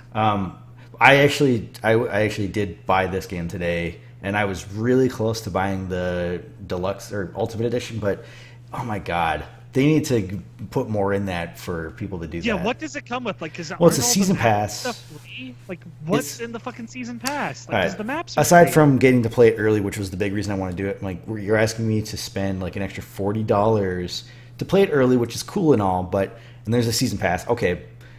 Great, but I know the season pass is just going to be multiplayer stuff, and Gears of War multiplayer is great. Stuff is free. Right, but they're going to add map packs, I'm sure. Yeah, but those are free. Oh, so I don't know what this. I don't know what the is then. Okay, it's here's what it says: VIP Vintage Pack, where it's like a bunch of skins. Right, I don't Permanent care. DLC map ownership for 24 plus maps, which means I guess you could, you get all the maps for private play on dedicated servers. Yeah. So everybody gets the maps for like just quick play, but you can do you can set up your own private matches. Developer playlist. This lets you play upcoming modes, maps, and variants before they're released, so you have early access to that. And then 6 gear packs, which will be like extra EXP, and then like the weapon skins and character models. So that doesn't seem worth 50 fucking. If they were saying like it was story DLC, I'd be okay. Well, maybe it's still not worth $100 to me, but yeah, they're gonna do this for every game now, and they're gonna just tempt the shit out of me. Like it made sense for me to do that with Forza because it's like I know I like these games. I'm going to buy this. If I'm going to buy this, I'm going to get the cars. So just give me the fucking cars. It really came down to though.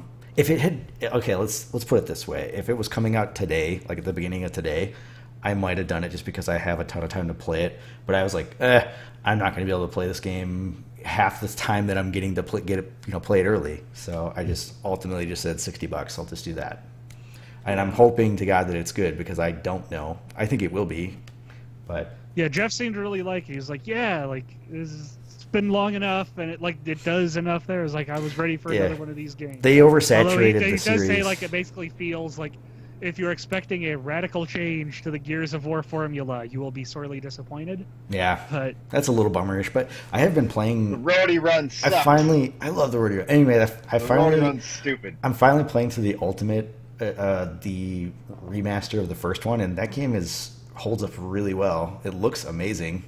I thought it was going to be kind of. I thought it was going to be kind of late. No, they did a really good job with it. It's not lazy at all. It actually looks really nice. There's parts from that could easily pass for a current gen game. It sounds great. It plays really good. I was kind of thinking it's the first one. It's probably going to feel kind of clunky. No, they actually kind of. That's why this series is just so popular, is because the gameplay itself is so damn solid. I know people bitch about the cover system, like one button, but it actually makes total sense to me. You can, if you know what you're doing, you can zip all over the map.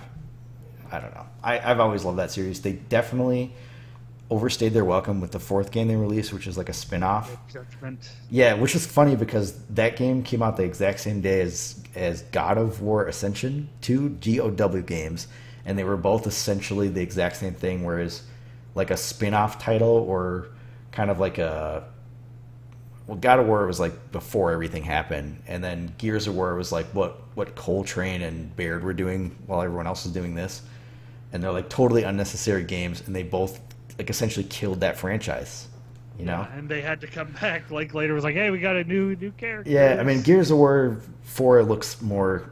It doesn't standard. It looks like the characters are more interesting and less like meatheadish. Although apparently, apparently there's no locusts. No, it's they killed them all in the first one. Yeah, I guess robots. I guess this one is basically there's robots, but I guess the main threat is there's just something that they didn't know about that's living under their city, and it shows up. Jeff said he had played the first 3 chapters of it, 3 of 5, and it's all been robots up to that point. Weird, because I know the game starts with basically these body snatcher things show up, and they're like, we got to get rid of these things before dawn, or we're all gonna die. It's basically just a horror movie where they got to survive the night, and it's like more intimate scale. It's not like worldwide domination of the locust or whatever, which I think is really cool.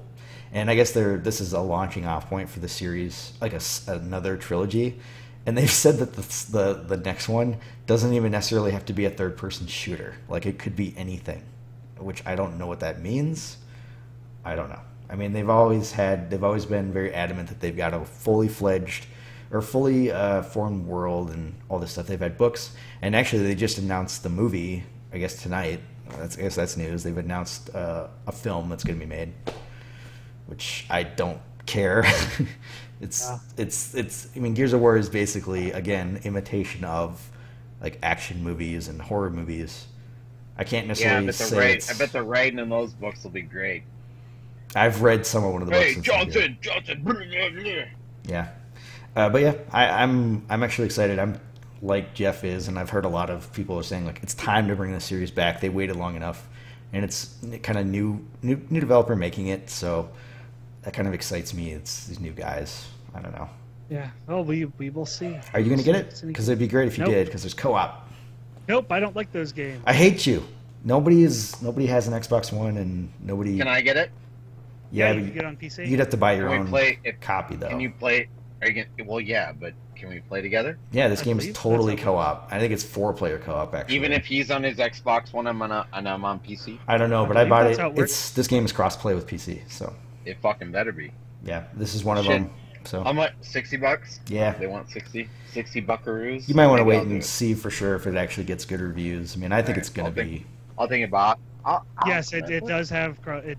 Just a second, Gears of Sports crossplay. I'm almost certain because I went to buy it today. I went to buy Xbox points today because I sold some shit, and I saw that it said you can buy this on PC and Xbox One just by redeeming this code. So it's for sure. Yeah. You get, if you buy one, you get the other. So. Which I love. I've been actually doing a lot of that with Forza, just going back and forth and having my save just ready for me. It's fantastic. It's the best. A second, I'm double checking here. What? I can't find anything about that. I assume it is. I know it is. Oh wait. PC and Xbox One players will not be able to play against each other competitively. Oh, but it's co-op because that's what really matters. Yeah.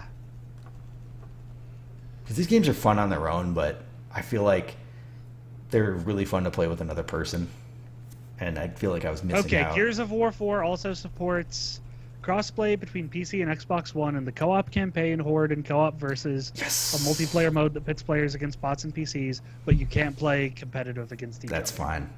That's fine. Horde mode is amazing too, by the way. Like, fuck whatever Halo is doing. Horde mode is the best in Gears of War.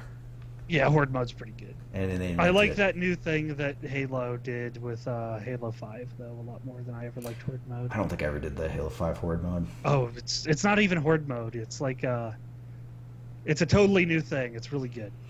I guess just the way that Gears of War is, it's very defensive. Like you dig in and you get up in a apparently like they've like made that even more. Like they've really like you build stuff now. Like they did that in the last one too with Judgment, which I don't know. It seems weird. But nobody remembers that, and so this will probably be better. Yep. But yeah, that's gonna do it for this week. We got like an almost 2-hour-long podcast, which is longer than I expected us to go. Yeah. I'm gonna go play more fucking Destiny, I guess. What? He got the expansion. I got the expansions. Yeah, but you might have been it's a good time to jump on. It's a good time to jump in. I got everything but that new one. I just bought the new one too. But you haven't played. I'd be like, okay, it's done. I'm gonna get all of it. Would I be able to like play? Can we play together if I jumped on? I think so. I think we could play the non-DLC stuff. Yes. Is there like a part where like basically you try to load into something and it just says "get the fuck out" to me? Probably, but like I started a new character, so I should start a new one maybe. Yeah, if you haven't played it from vanilla, that game is actually really good now. They've actually I never played King. I'd compare it to like what they did with Diablo 3. They've added so much stuff to it. It's still not like tons and tons of content, but it's definitely like closer to what I would expected. I still have no desire to do any of the raid content, which is kind of really the main draw, but I would like to do the raid content, but I don't have anyone to do the raid content with. Well, it's. Well, how much is this expansion? 30. 30. Alright, that's not bad. I guess, honestly, I had bought all the expansion stuff because I got it for cheap, so I kind of want to, start from the beginning and do everything. So you should jump back in, and I'll jump back in, and we should co-op it. The problem is that we really need to just agree to only play when each other plays, so we don't get ahead of each other. Yeah. It sucks. That's or at least here's what we got to do. We have to designate. How many slots do we have? 3. All right, so 1 slot needs to be our. I could do that. Terrible opinions. There'll be a terrible opinions slot. I could do that. Give me a chance to play as a different class too. So we all be a warlock. Warlocks are the coolest of the newest abilities. They literally have lightning where you can fly up in the air and shoot it like Palpatine. Yeah, the warlock too. So that's what I was gonna make. So should we all make warlocks? The only one that's lame is the hunter. Actually, hunters look the coolest, but their new ability is really dumb. What is it? It's like a bow. I mean, hunters look really cool. It's like a bow that kills people. But what do Titans get? They literally have Thor hammer. You just fucking throw those things down, and you just it does a shitload of damage. It's awesome. But I think all the classes are cool in their own way. I just think the hunter's the lamest of the newest ones. New abilities. I just like the hunter's other stuff. So. Well, they have those capes that look badass, and they have those hood and stuff. What we should do, Andy, is start new characters, and then when you start your character, because when you buy this stuff, when you go to the place, you get a thing like a piece of light that lets you automatically take any character to level 40. So we should just take our our new characters to level 40, and just be doing early game content, just fucking destroying everything. Is that what it would be? Yeah. Then? Yep. Yeah. All right. Well, let's just do that. So, I have to buy the new shit, right? Yes, you'd have to get the new thing. All right, let's all get our shit updated and then do a little feature for y'all, and that'll be great because we'll never get ahead of each other. We'll just upgrade our shit. We'll only play those characters when we're talking to you folks. Yeah. So, Grant, you've now been roped into having to buy this new expansion. I don't know, man. We're not going to do it anytime soon. Yeah. Good. Okay. Calm down. It's a rainy day game. Learn how to play the game first. You pull the trigger. I want Gabe to get kind of good at this so that he can be kind of the leader. Yeah, I'll be like the Destiny Sherpa. You'll be like hey, get going. I'm a Sherpa. Then I've never done the raid, so if we do the raid and we all go in that blind, it'll just be us doing really shitty. Yeah. It'll be fun. It'll be good. Yeah, it'll be a good time. All right, yeah. All right, so there. We said this. We said it out loud. We have to do it eventually. I'm going to say probably not before the beginning of next year, though. Yeah, there's no all the other games coming out. Time frame on this. Sorry. Yeah, I'd say early next year. We'll try and do this. Like any of you give a shit, anyways. Yeah. Yeah. Fuck you. Yeah. Fuck you. We're done. This podcast is over. Bitch. I just ended the recording. That's so good. That's good. All right, I'm actually going to go take a shower. And I gotta. This went so long. There you go. I'll see you guys later.